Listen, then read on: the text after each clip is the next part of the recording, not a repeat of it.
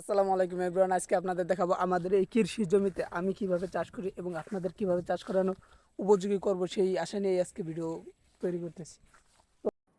এই চারাগুলো ছোট হওয়ার কারণে এইগুলো হচ্ছে আমরা অনেক পরে রোপণ করছি, এবং এই এই চারাগুলো বড় হওয়ার কারণ এই চারাগুলো আমরা অনেক আগেই রোপণ করে ফেলেছিলাম, যে কারণে এগুলো বড় হয়ে গেছে আর ওইগুলো ছোট রয়ে গেছে। তাই আমরা বড়গুলোর আগে বসিয়ে দিয়েছিলাম এবং ছোটগুলোকে পরে বসিয়েছি, আলাদা আলাদা ঝাড়ে বসিয়ে দিয়েছি। তা আমাদের এত সুন্দর গাছ হওয়ার কারণ হচ্ছে আমরা কীটনাশক ব্যবহার করেছি, সার ব্যবহার করেছি, গোবর মাটি ব্যবহার করেছি, কচুরি পচা ব্যবহার করেছি, এবং যে কারণে এই গাছগুলো অনেক সুন্দরভাবে বেড়ে উঠছে।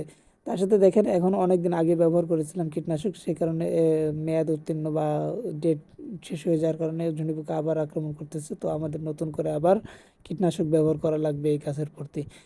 এই গাছগুলোর যত্ন নিতে হলে আমাদের খুবই পরিশ্রম করতে হয় এবং খুব ভালোভাবে আমাদের খেয়াল রাখতে হয় গাছের কি পরিস্থিতি, প্রতিদিনই আমাদের এই গাছের প্রতি খেয়াল রাখতে হয় বা যেয়ে দেখতে হয়।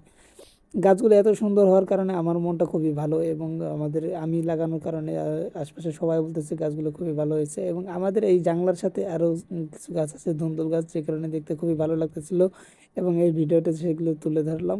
কেমন লাগলো আপনারা বলবেন প্লিজ।